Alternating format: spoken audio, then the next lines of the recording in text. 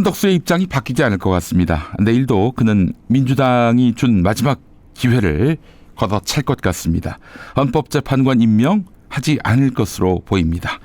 당연히 탄핵으로 가게 될 것입니다. 놀랄 것 없습니다. 그게 마누라의 힘을 넘어선 주술의 힘입니다. 성탄절을 포함해 이틀의 말미를 준 것은 탄핵을 상습적으로 하느냐, 이런 일부의 마음을 헤아리는 차원입니다. 민주당이 기다려준 것이죠. 무의미하지 않아 보입니다. 결국 책임은 한덕수가 지게 될 것입니다. 주술로 선자, 주술로 망합니다. 도대체 헌법재판관 3명 임명 안 하면 어쩌겠다는 것입니까? 현행 헌법의 상징적 표상인 헌법재판소를 무력화하다 못해 기어코 사실상 폐쇄의 상태로 만들겠다는 것인가? 한상희 건국대 법학전문대학원 교수의 질타입니다. 현재 6명의 재판관으로는 심판 절차를 진행할 수는 있어도 의결은 매우 힘듭니다.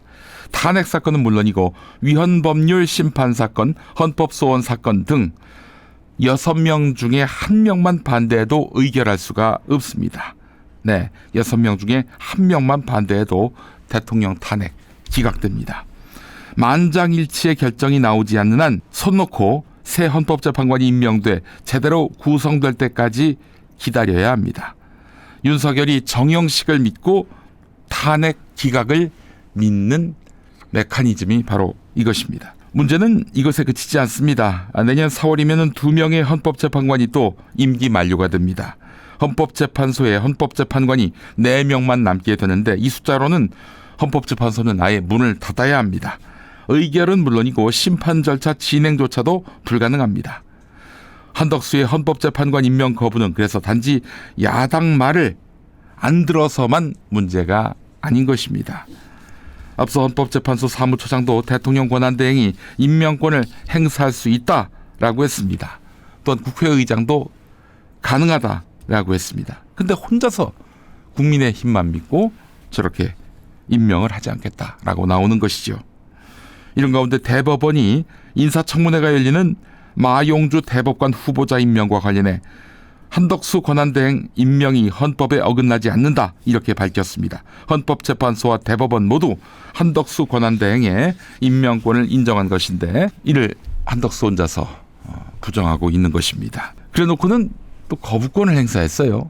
놀라울 일입니다. 국회가 입법한 법안 말입니다. 사법부도 입법부도 부정하는 행정부의 대통령 권한대행. 여러분 이런 인간 보셨습니까? 그나저나 고위공직자 범죄수사처의 신속한 윤석열 체포가 어려워 보입니다. 사실 오동훈 고위공직자 범죄수사처장, 공수처장의 고민은 이러한 것 같습니다. 만약에 실패하면 영장 발부를 못할 경우 공수처는 그때는 조직이 존폐의 문제로 치닫게 된다는 것이죠. 2021년 출범 이후에 공수처는 피의자 구속 빵건, 유죄 판결 빵건을 기록하고 있습니다. 자, 오늘 동아일보 보도를 보니까 말이죠. 그렇다고 해서 윤석열에 대한 체포를 아예 안 할 것이냐? 그럴 것 같지는 않습니다. 3차 통보를 또 한다는 거예요. 2차 통보 어제 윤석열이 쌩깠죠. 3차 통보 없이 곧바로 영장을 청구하는 2가지 가능성이 다 열려있는 셈이다. 이렇게 전하고 있는데요. 다만 윤석열이 현직 대통령인 점을 감안해서 공수처와 경찰의 공조수사본부가 3차 통보까지 진행하는 등 방어권을 최대한 보장할 것이란 관측이 우세하다. 이렇게 전하고 있습니다. 자, 3차 출석 통보 방침이 정해진다면 통보는 바로 오늘 이루어질 것으로 보이는데요. 통보 출석일은 2차 출석 통보 때와 마찬가지로 경호 문제 등으로 공수처 청사 출입 인원이 적은 공휴일로 지정될 가능성이 높습니다. 그렇다면 오는 일요일이 될까요? 공수처가 체포영장을 생략하고 구속영장을 바로 청구할 가능성도 일각에서 거론되고 있습니다. 구속영장을 청구할 때에는 법원 가서 영장 실질 심사를 받게 되는 것이죠. 이럴 때는 법관 앞에서 윤석열이 소명할 기회가 주어집니다.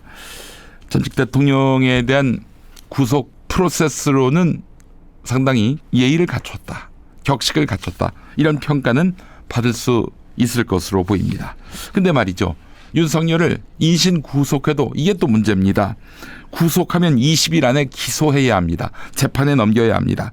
20일 안에 기소를 못한다면 윤석열은 집으로 돌려보내야 합니다. 물론 기소를 검찰이 할 수 있습니다.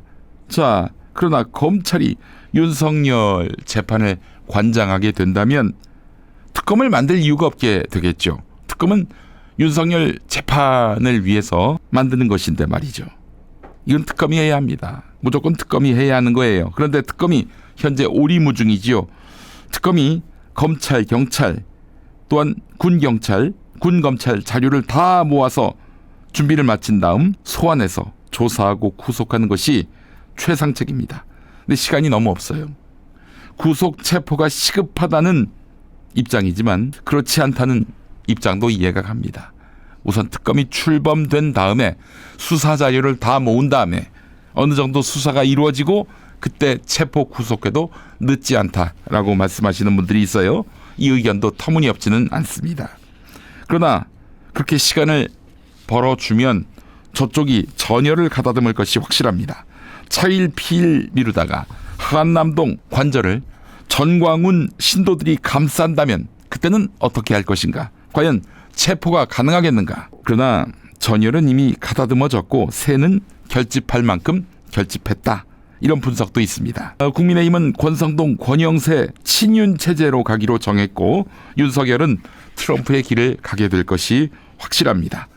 그런데 이 조합의 최대 약점은 20% 결집은 가능해도 51%의 결집은 불가능하다는 점입니다. 51%. 집권에 필요한 51%지요. 네, 할 수 없습니다.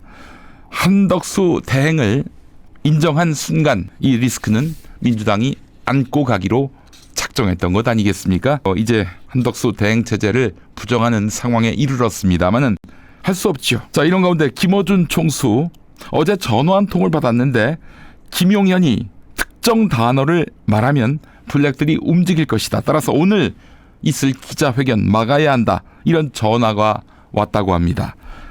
따지고 보니까 공중전화였다고 합니다. 장난전화일 수도 있겠지요. 그러나 이 국면에서 장난전화를 자신의 유튜브에서 인용할 김어준 총수는 아니겠죠. 여러분, 김어준 총수 12월 13일에 국회에 나와서 사살이라는 단어 또 그에 준하는 표현을 써서 이른바 HID 공작 시나리오를 폭로했습니다.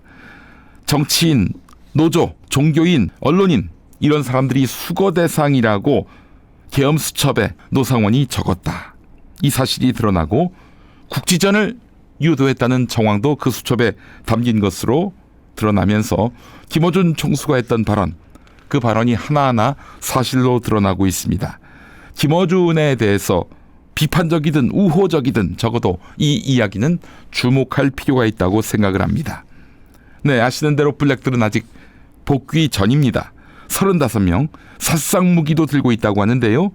자, 이 말이 맞는다면 참으로 고통스러운 시나리오를 상정해야 합니다. 한덕수가 연말까지 김건희 특검법 거부 여부를 고민하겠다라고 말했지요. 그 말이 생각이 났습니다.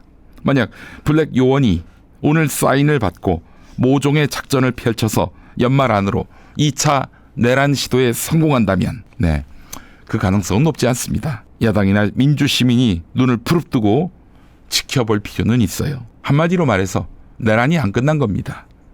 내란은 진행 중입니다. 다만 저쪽이 기세를 잃었을 뿐이죠. 우리 시민들이 눈을 부릅뜰 필요가 있습니다. 자, 그리고 내란범 윤석열의 공범 한덕수를 반드시 응징하도록 오늘 내일 뜻을 모아야 할 것입니다. 한덕수 40년 공직자 생활의 끝이 내란입니까? 이 빌어먹을 인간아.